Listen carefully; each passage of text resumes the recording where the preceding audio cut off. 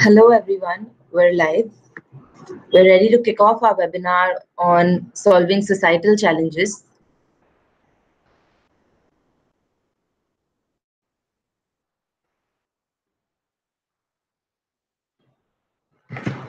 In the meanwhile, I would request you to drop in your name, the country you come from, your objective of attending this webinar, and also that one big problem in the society that you're trying to solve.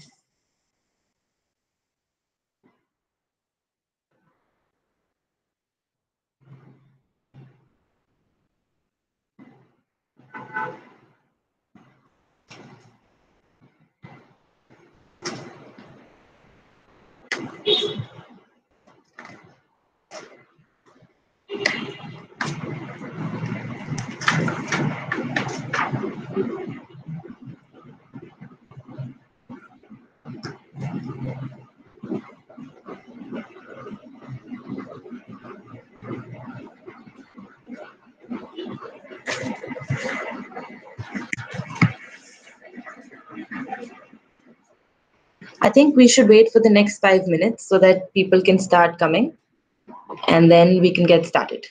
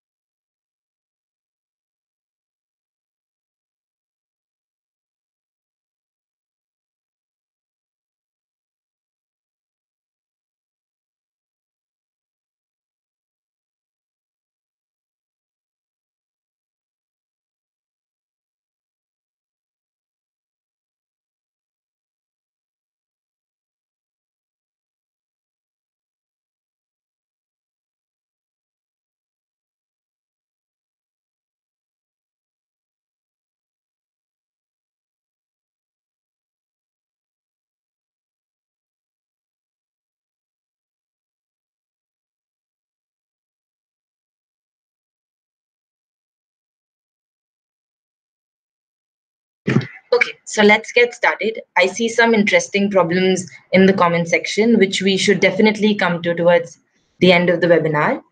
Um, so the topic for today's webinar is solving societal challenges. And personally, this is a topic that I'm very passionate about. Ever since I was young, I have always been trying to figure out what is the best possible way to solve the plethora of problems that engulf our society. And very frankly, even now, I'm still figuring a lot of it out. But this webinar is an attempt to try and share my learnings with you. Before we move on to the webinar, a little bit about myself. I'm Arunima Raavi. I'm currently residing in New Delhi, India. Last year is when I attended the Global Youth Summit. Before attending the summit, I had an organization that I had co-founded with three other friends from university.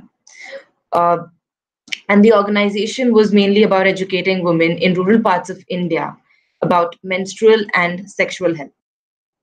After the youth summit, I met people who thought similarly, who saw this as an issue in their different countries, some in Israel, some in Nepal, some in Africa, and basically everywhere. The issue changed from underdeveloped countries to developed countries, but the crux of it still remained almost everywhere. Which is when I co founded an organization with three other changemakers, two of them from Switzerland, one from Nepal. Our organization is called UDAN, and we basically conduct workshops in rural parts of India and Nepal and educate girls about menstrual health, sexual health, and hygiene. And in addition to this, we also do a lot of online campaigns in general just to break taboos that surround menstruation. And slowly, our efforts are also directed towards providing sanitary napkins to a lot of these girls in rural parts of the world. Now, moving on to what this webinar is supposed to be about. I have a couple of slides that I've made for you guys, which I will share. Just let me know if there are any issues, if you can't see what I'm sharing, and things like that.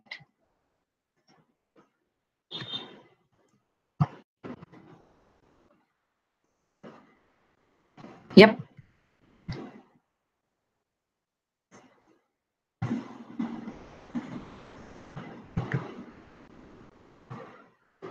Can you guys see? Um, Let me know if there's an issue. Great. So, yep, awesome. So this is the agenda for our webinar. Okay, just a second. I think people are not able to see the slides. So a minute. Can you guys see the slides now?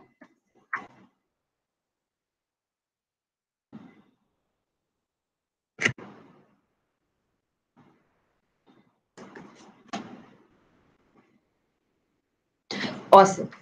So let's move on. As you can see, this is the agenda for our webinar today. Before we even move on to what problem solving is or what first principles thinking is, which comprise the next three questions on our agenda, let me first make this very clear to you. A lot of this is based on my personal professional experiences or chance encounters. Now, moving on to our webinar, the first question, which is what is problem solving? Also, guys, I'm assuming a lot of you might have questions, and feel free to drop in these questions in the chat box at any point in time during our webinar. If I'm able to answer them through the course of our webinar, I'll do that. Else, we'll definitely take this up towards the end of it. So, what is problem solving? And a lot of us seem to want to crack this, right? But what is it actually? What are problems? And what are problems really? Problems range from, say, societal problems, business problems, or problems related to industry, problems related to politics. We have a plethora of problems that surround us, and everyone is trying to crack all of these problems. Now, let's dig a little deeper into just societal problems. Even within societal problems, there are issues like climate change, women rights, LGBTQ rights, issues related to health, hygiene, sanitation, issues related to youth empowerment, issues related to unemployment, and just so much more.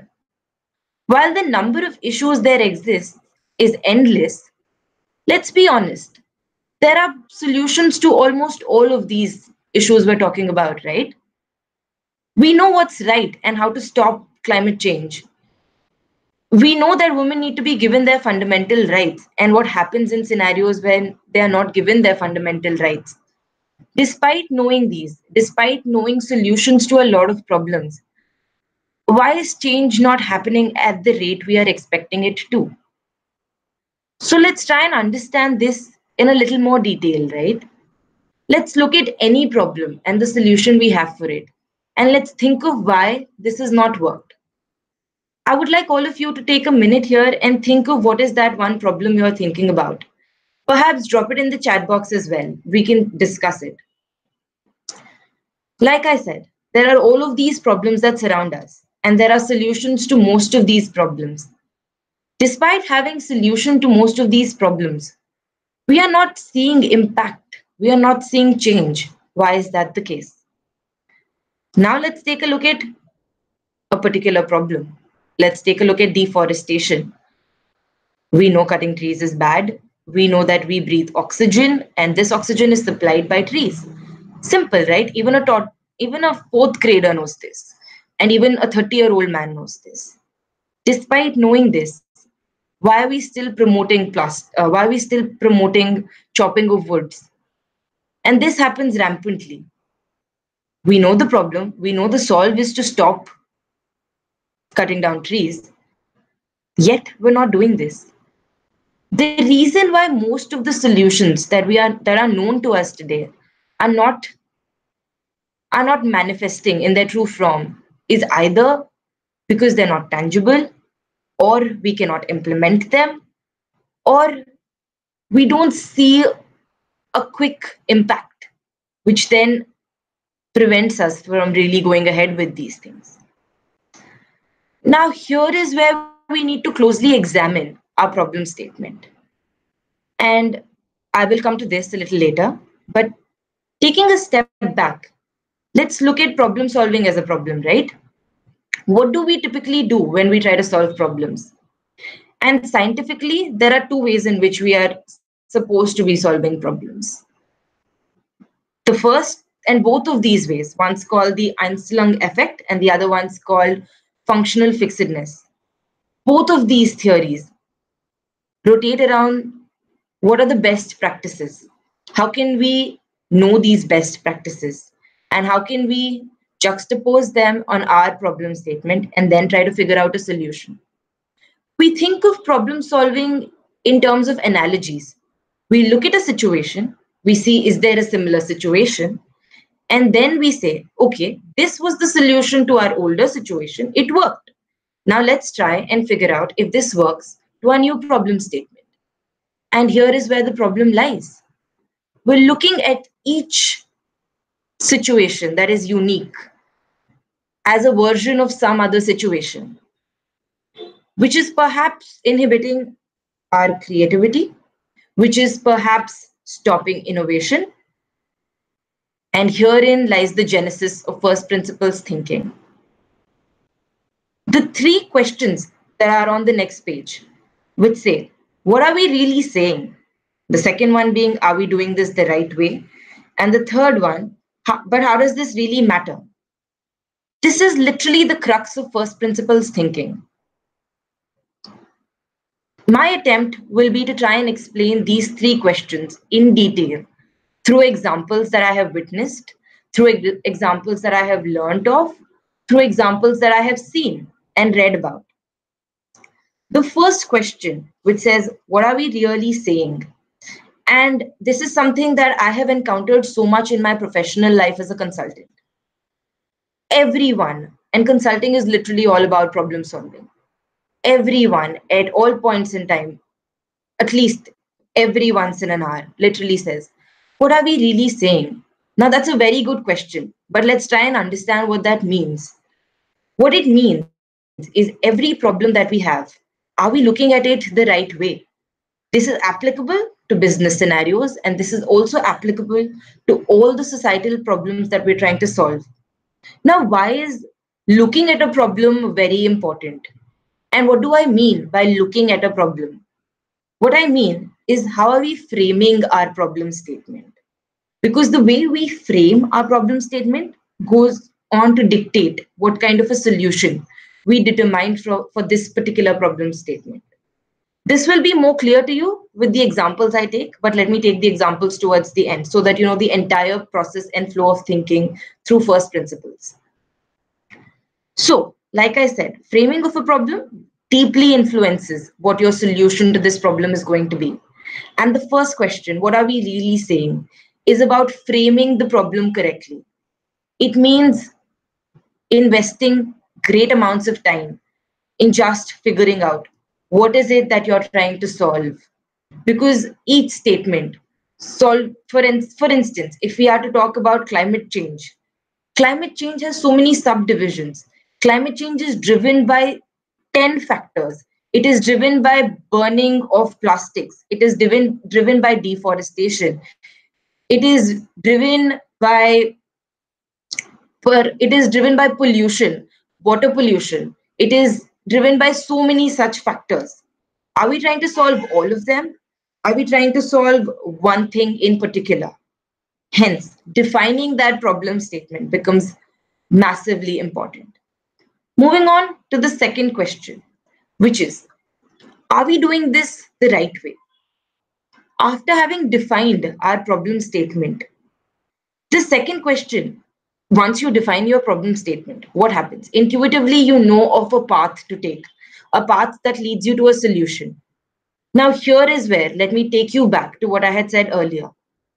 We have solutions to almost all the problems that we have identified in the world today.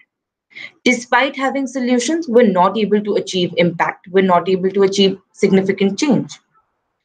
Hence, we question ourselves, are we doing this the right way? What does that mean? This basically means every problem that I have has a solution, but is this the desired outcome?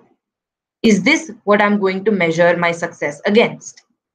Which is when you dig into your problem a little deeper. You say, okay, this is my problem statement. Now, these are the underlying layers of my problem statements. Let me explain a bit more in detail what I mean by underlying layers in a problem statement. Every Everything, literally every statement we make has some assumptions in it, right? When we're trying to solve a problem, we're basically questioning these assumptions. We're trying to move around these assumptions, play with them. Now, sometimes you might just move around one assumption. Sometimes you might do this with all. Sometimes you might negate the possibility of any assumption. All of these are possibilities. Here is when we question. We question the problem statement. We nuance our understanding further. We question what forms the problem statement. We figure out what are the assumptions behind each of these. And then we see what is it that we're trying to engage with. Is it assumption number one? Is it assumption number two? Or is it all at the same time? Now, moving on to the third question, which basically talks about how does this matter to me? Now, here is where you're evaluating the success or failure of your outcomes. You look at a problem statement, you've figured out a solution, you've questioned the right assumptions, you've come up with a second version of the solution. And here is where you're deciding, okay, fine. Now, this is the solution. This is solution one. This is solution two. Out of both these solutions, this is the second one is one that I have arrived at after questioning so many assumptions, after thinking through the problem in so much depth. And this is the tangible outcome that I'm deriving out of this. Does this outcome matter to me or not? Everything I've said so far might have been really ambiguous. So let's try and clear this complexity through a few examples. Now, for my examples, I've picked four really different ones. Let's first go to the one that perhaps when you Google first principles, this is literally the first thing that pops onto your computer systems, which is about Elon Musk, and how Tesla came about. 10, 15 years back, would you have thought that a private company, a company started by any person, any entrepreneur, could have dreamt of going to Mars? That was not a possibility in our heads. That was perhaps not even a possibility in Musk's head until he questioned why it can't be a possibility, right? And that's questioning an assumption to our problem statement. Just highlighting that. Now, every innovation that has come about after questioning a few assumptions that lie within that problem statement. When Musk had to come up with SpaceX, what did he do? He said, I wanted to be able to send a rocket to space. So let me build a rocket. But what's preventing me from building the rocket? It's too costly to build a rocket. Okay, why is it too costly to build a rocket? Which is when he broke down his problem statement into further steps. And it's helpful to notice that each of these steps is a different problem statement. His ambition to go to the moon is one. The possibility of doing it or not doing it was an assumption there, where he said, okay, let me question both of these assumptions. Second problem statement was, how do I make this happen now that I think it is possible? You know the science behind building a rocket. So that is done. Then what is prohibiting me from actually making one and sending it off to space? Which is where he dug a little deeper into the problem statement. He said, okay, I know how to build a rocket, but if I were to realistically build a rocket, what all would it take? Which is when he listed out all the raw materials it would take to build a rocket. Then he looked at how to procure all of these raw materials, which is when he realized that the conventional channels of procurement were leading to the high cost of this rocket. But if he were to figure out another way to do this or to directly procure all of this, perhaps the cost would not be as much. And the science of making a rocket was known to them. So hence came SpaceX. This is where Musk applied his first principles thinking. He had a problem statement, he questioned the assumptions, he had another problem statement, he dug a little deeper into this problem statement and tried to fix what was actually the problem. Now, the good thing about solving through first principles is sometimes when you have a blanket problem statement, you can perhaps never realize what the real issue is. Breaking down a problem statement into smaller questions is always helpful. It enables you to look at a bigger problem in smaller bundles. When you look at a problem in smaller bundles, it's more likely that you will figure out where the real issue lies. And hence, solving becomes that much more easier. Now, moving on to a few examples, and one of them being personal, is okay, let's start with the Barefoot College. I'm not sure how many of you have heard of the Barefoot College. Barefoot College is a community that empowers people. Bunker Roy was the founder of Barefoot College. His ambition was to empower people. He had an idea. He said he had a well engineered idea of making solar power panels, and these were easy to make. They just required some skill. And the skill set we're talking about is easily acquired. It's about how to fix, how to drive screws in, how to stick a few things, as simple as that, right? And he said, okay, let me teach this to say 10 people. And before we even go on to like his problem statement, let me take a step back. Let me try and explain to you what his ambition was. Bunker Roy, while founding the Barefoot College, wanted to empower people. Here is where, let's break this problem statement. Empower people. What does empowering people mean to Bunker Roy? Empowering people to Bunker Roy meant, let's try and give these people a few skills. Let's try and teach them how to do a few things. Let's produce tangible output that they can sell. Let them sell these things, let them make money, let them gain financial independence. After gaining financial independence, they would be empowered. They would have control of what they want to do. what they need, they would have the ability to get what they needed. Financial independence to Bankar Roy meant empowerment. Okay, so let's look at what his solve for this was. Like I said, he his solution was basically well-engineered solar panels and different solar products that required some basic skill set. So he went to different parts of the world, predominantly rural parts. For instance, in India, he's picked up a rural community in Rajasthan, and he's gone there and he's taught these people how to gain this skill and how to make these equipment and how to sell them. This is simple empowerment. But here is where he paused. He said, okay, I'm doing this, but I still don't see this making a significant change, which is where we're asking the third question. But how does this really matter? Now, so he took a step back and he said, okay, I'm teaching people, but only say a small portion is what I can teach. And this small subset is what is going to feel empowered at the end of the day. But I want to make this a big, massive movement. How can I go about doing that? How does one make any social movement big and massive? How does one particularly make this movement big and massive? There, he dug a little deeper into the problem statement. What was the problem statement? The problem statement was, I know a skill set which can empower people. It has been successful so far, but the growth has been slow. How can I amplify this? Now he broke it down further. What does what does one get after breaking it down further? I have a skill set. This skill set is easily acquirable, but people are not knowing enough about it, or people are not acquiring it at the pace that I want them to. Literally that. People are not acquiring it at a pace that I want them to. Now, this is the problem statement that Bankar Roy was trying to solve. And how did he go about doing this? He took a step back and thought of what is the best possible way of spreading information.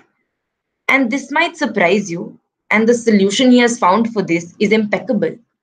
Because if you go to any rural community, be it Africa, be it India, be it anywhere across the world, he said one known truth is women tend to talk a lot.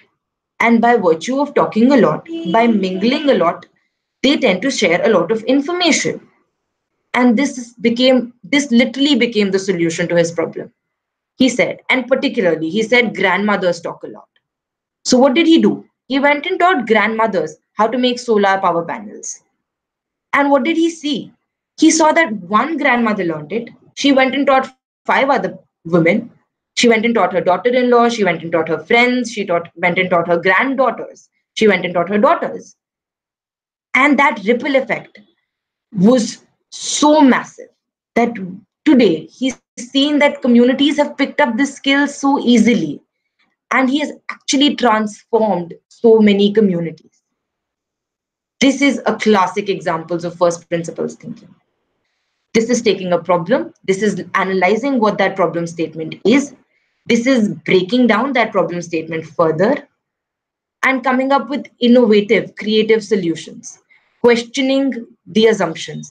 What, what is it that is stopping this simple skill set from reaching everyone? Proper channels or forms of communication. What, according to me, is the best channel of communication? According to me, grandmothers are the best channel of communication. They're the fastest, they're the most reliable, and they're the most influential because everyone typically tends to listen to grandmothers. That is the power he applied. That is the lens that he applied. And today, we see that Barefoot College is doing great things across the globe. Now, let me take a second example. The second example is a personal one, which is how Udan was founded and how the previous organization before Udan was founded. What was I really trying to do? Even I wanted to empower people, more particularly women. What to me meant women empowerment? To me, women empowerment simply meant a girl being able to make her choices. While I was a kid, I would think about this, I would mull over this for like days together. But I was free to make decisions, and then there were people in other, like in parts of India, who were not free to make decisions for themselves. What was preventing them from making decisions for themselves? I was lucky where my parents told me that you have some basic rights and this is what you can exercise. But not everyone is educated or is not well educated to know these things. Okay, again, what did women empowerment mean to me? It meant every woman should have the ability to make decisions for herself. Now, taking a step back, let's look at what happens in the Indian context. Patriarchy is rampant.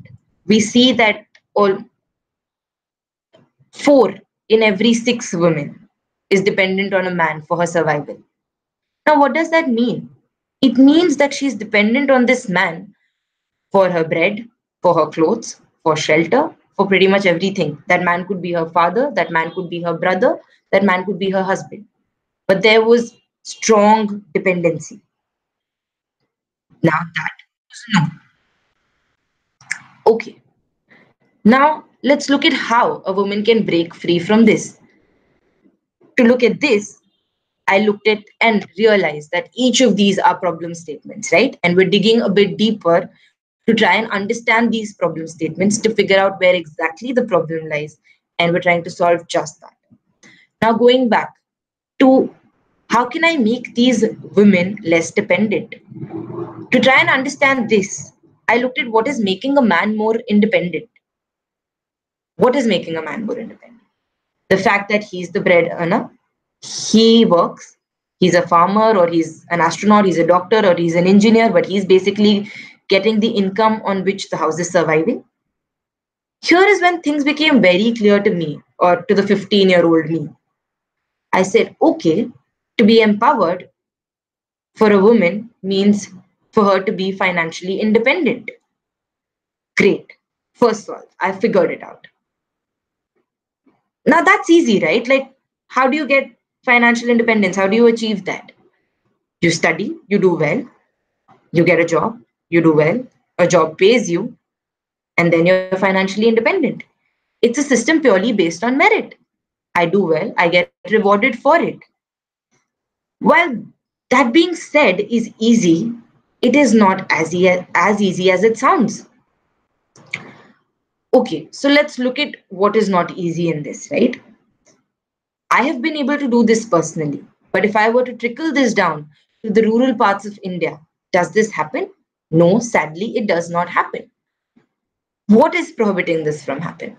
Why is a girl not being able to achieve financial independence? Another problem still. Let's try and crack this one too. Like I said, the path was simple. Girl goes to school, girl studies, girl learns a few skills, girl comes out of university, finds a job for herself, a job pays, and hence she's financially independent. But this chain, as easy and as smooth as it sounds, was not really happening. It was being broken down at multiple parts. And this was the genesis of Udan. Actually, another story to complement this, which I will definitely touch upon. The first, the first primary stages of this journey, which say a girl needs to go to school to pick up a few skills. That was being crushed.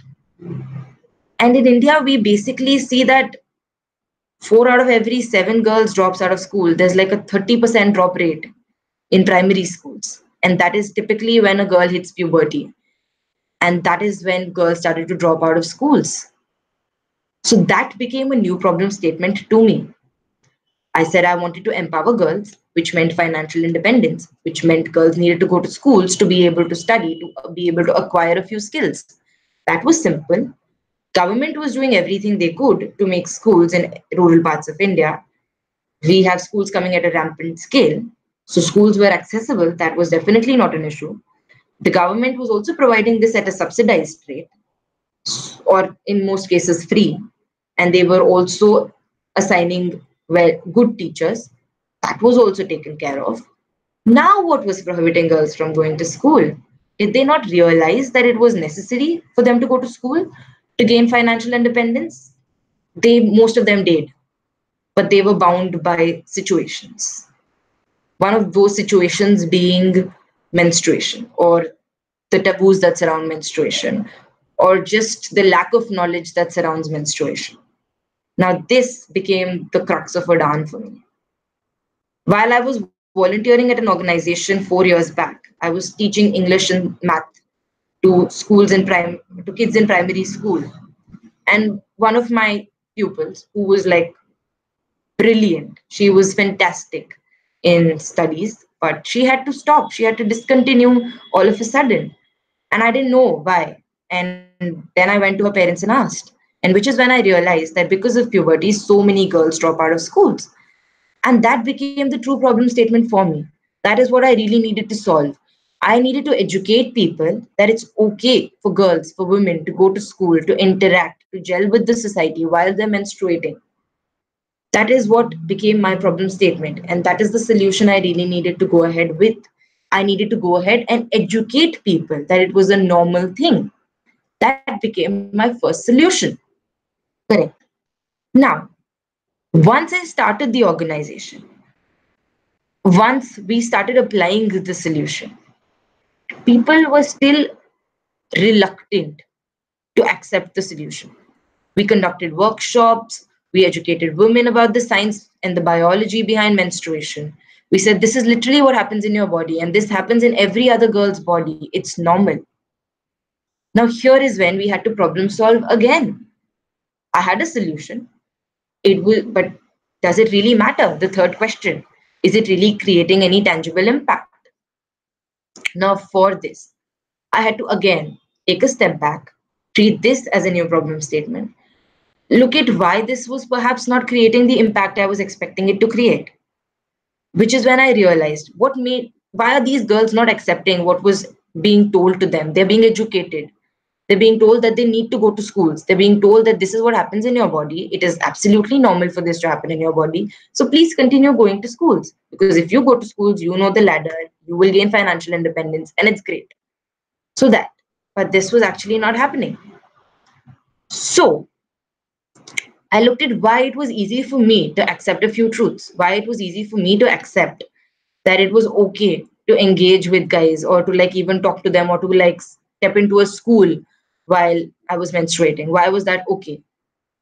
And here is where you really need to step back, think creatively, think innovatively, which is when we engaged with a lot of gynecologists and psychologists to figure out with them how do we resolve this, which is when we literally solved our problem. And the solution to this problem was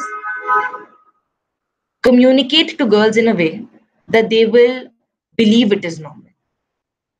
Here is where we were taught the technique of self revelation. We were told that whenever you go to conduct a session, start off by saying, this is what happened to you, this is what you did, this is what you achieved after doing it, and it's normal. Disclose what happened to you before you ask the other person to disclose what has happened to them, for them to be able to change. Employing psychological tools here was my solution. And that is how I solved the second problem statement. Now, a little further ahead in this journey, we're now encountering another problem, which is to say that while we are teaching these girls that, okay, this is what happens in your body and it's absolutely normal, it happens to me, and I have seen it happen to me for a while, and I have not had any like negative impact because of it. All of that we've done.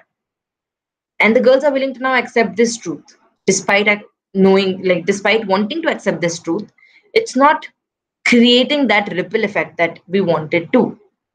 So here is where we borrowed some learnings from Bunker Roy. We said, let us try and educate those who are prohibiting these girls from actually accepting these truths, which is basically their mothers, their grandmothers. So let us try and educate those people as well. Because what happens? A girl learns that it's normal for her to go attend school while she's menstruating.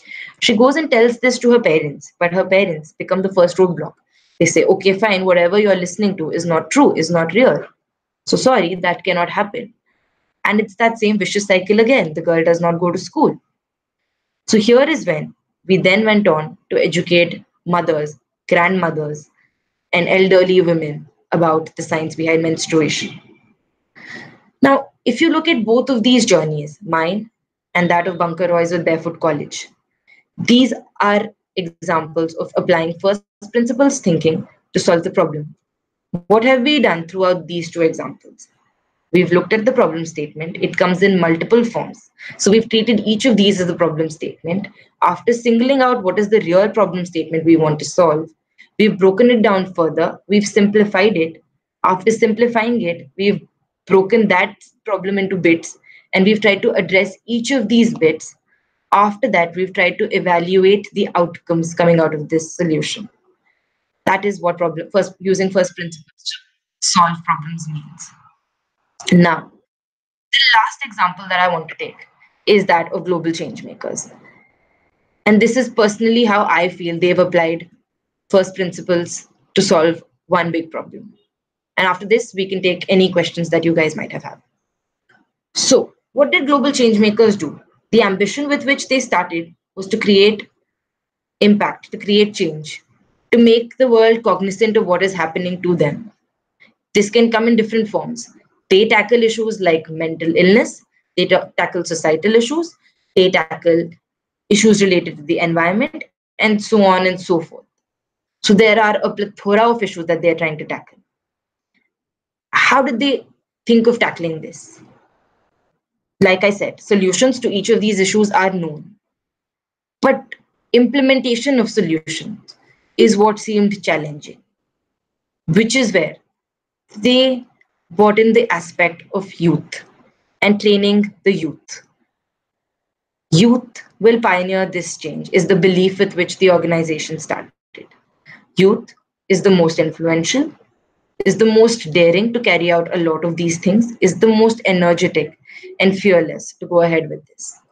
That is the problem statement, and that is the solution that they employed. They said, we want to tackle all of this. We want to address each of these issues. How do we go about doing this? Who will be our change carriers? And then they picked the youth, who will be the most easily, easily, they can go ahead and tell people that this is what I have done. And they can influence people in believing those things. Great.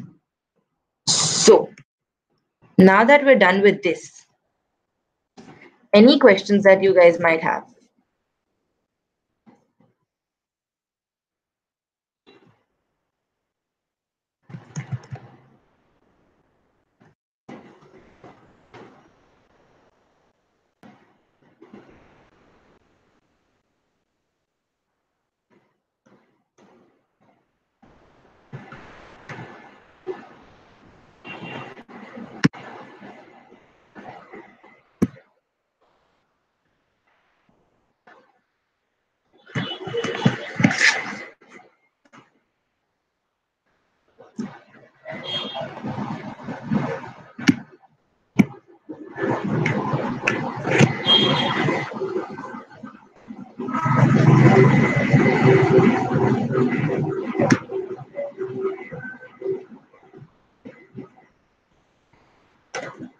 So I see a few comments that say we can't see the slides. I hope you guys were able to see it. Ah,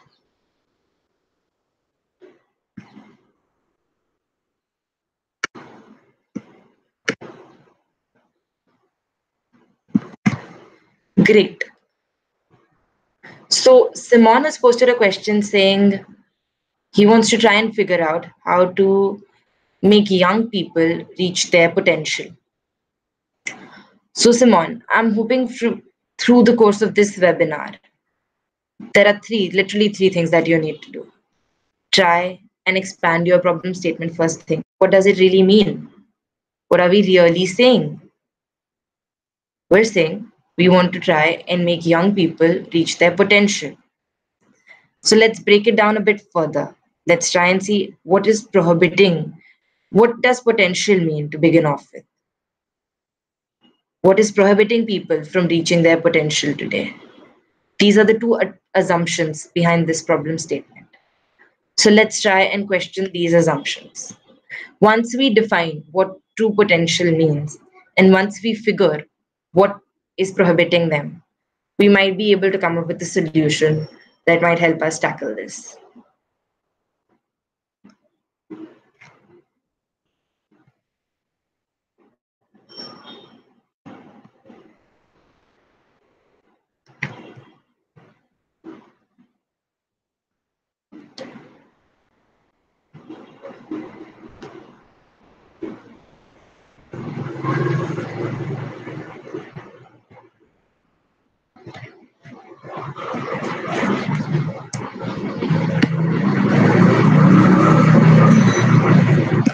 Okay, so the second question that we have is from Victoria Stephen, which says,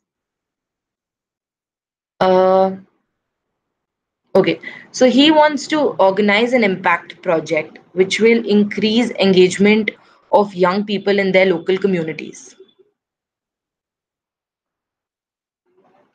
So, okay, so Victoria, what we need to really look at here is, what is this impact project we're talking about? Define this. Then let's look at, what does increase engagement truly mean to us? What does this mean? Does it mean that a person goes and does this or engages with this every week? Or does it simply mean that a person can go ahead and talk about this and that perhaps means that he's engaged with this? Or does he need to engage on a daily frequency? What does this really mean? Let's define that. After that, let's try and identify how is youth engaging today in whatever form, or in whatever you might have defined as your metric for engagement. Let's see what are the other instances where youth is doing it. After doing that, let's try and understand if there's any of that we can incorporate within our impact project to make sure that the youth can engage more with it. I hope that answers your question. If you could give me some specific details of what this impact project is, I might be able to help you better.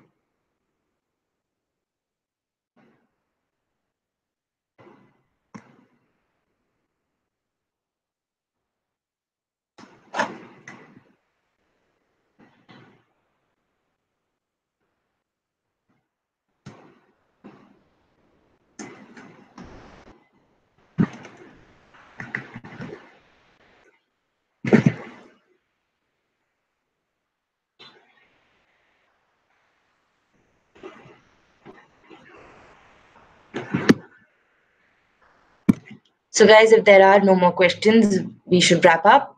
And for those of you who are interested in knowing a few more tricks and techniques around first principles thinking, I will share a few documents and I will share a few links with the Global Changemakers community. They should be able to post it and you should refer to those to learn more. But thank you so much for attending the webinar. I hope this was helpful.